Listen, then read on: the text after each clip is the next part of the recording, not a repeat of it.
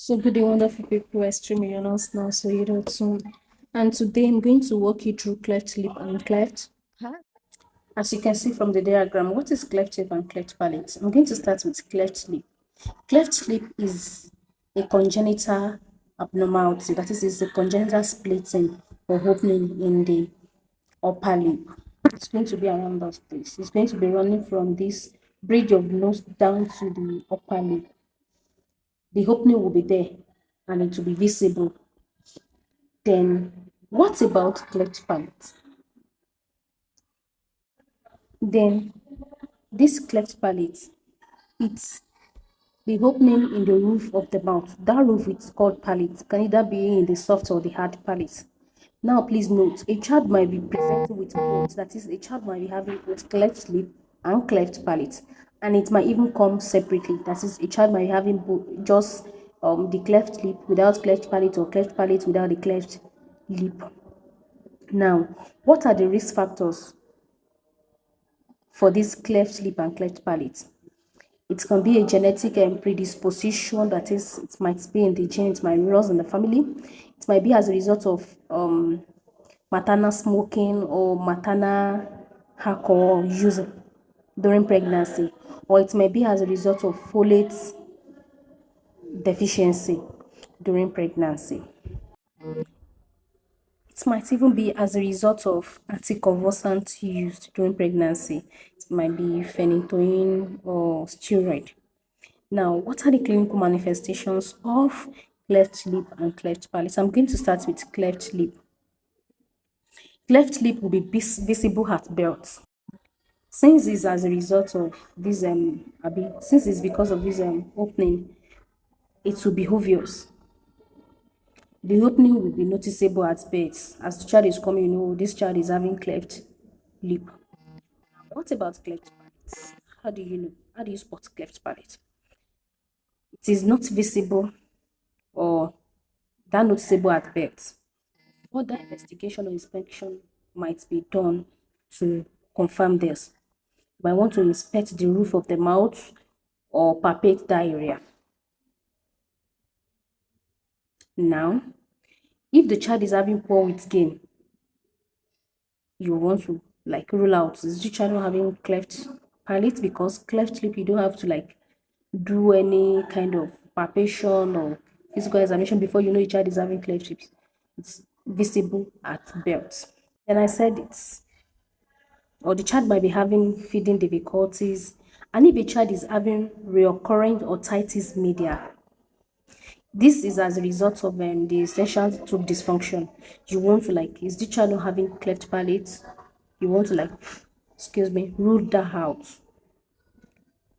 Then let's move on to the pathophysiology is very easy. It's just the failure of the maxillary and the nasal processes to fuse at birth, resulting to varying degree of lip deformity and then palate deformity.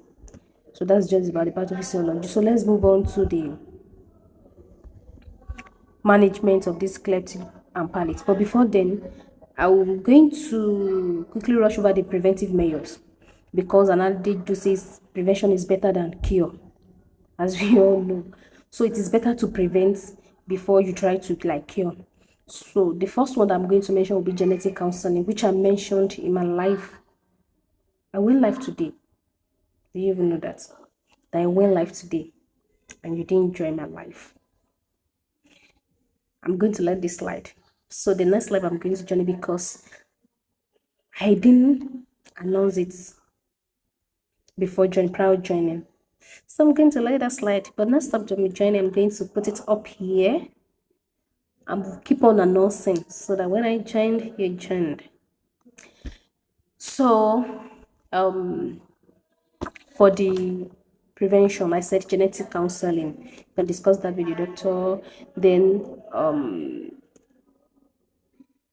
we discourage the use of we discourage smoking and alcohol intake during pregnancy. Then the major important one is to take vitamins, especially the folic acid.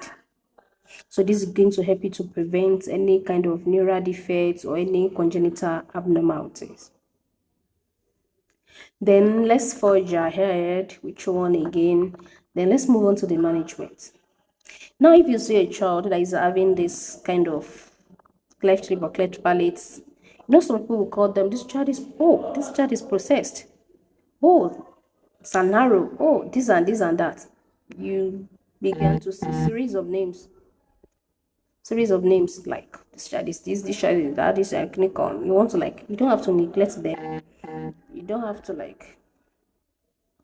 castigate them or just push them aside. No, it can be the good news about this is it can be surgically corrected.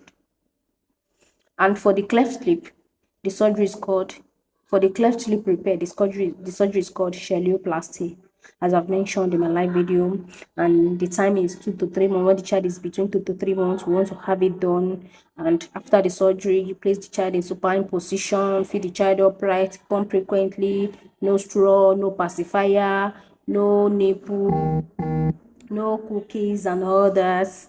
Then for the cleft palate, the surgery is called palastoplasty. That is the cleft palate repair. After the surgery, you want to place the child in supine position for drainage. And after the surgery, what do you want to do? You want to prevent this child from moving the sutures. I said these are no pain, so they've closed that part with a suture line. So we want to prevent the child from removing it. And come to think of it, a child 2 to 3 months, you cannot tell them what to do. Don't put your hand there. They do not understand. They cannot even comprehend whatever you're trying to pass or communicate with them. So how do you now restrain this child's end? You can use elbow restraints. You can use Logan's bow, just to ensure that the hand of the child doesn't touch that part.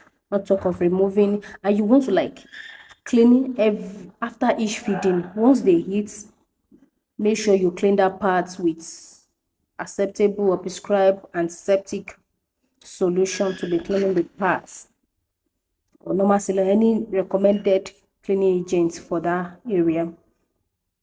And for the cleft palate, the surgery is called palastoplasty. That is the cleft palate repair.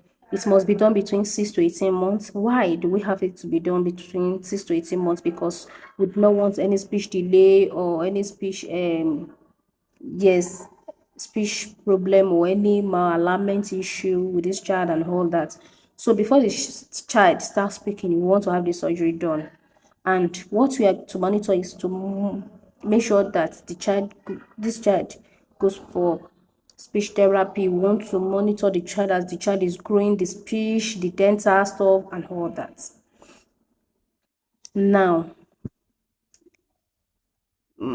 what do I need to stress? I said you should bump the child frequently and all that. So if you see a child, it's just all this I'm doing is just an awareness. If you see a child with us, please tell them to visit the hospital. There was a time whereby we have banners, flyers all around. They were all around then about this program that is free, the surgery is free, but I don't know of now. But please, if you see anyone that is having this, explain to them, help them out, tell them to visit the hospital. It can be corrected surgically. Now, let's pick this cleft lip.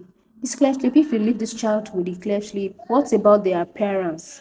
There will be low self-esteem. The child will not be happy with him or herself, even for cosmetic purpose. And risk for aspiration, we have complications for this cleft lip and palate. We have risk for aspiration or otitis media and all. Name them all that I've mentioned earlier. Poor weight gain, like that and like that. So we want to help this child out. Please disseminate this information to others. Let them know about it.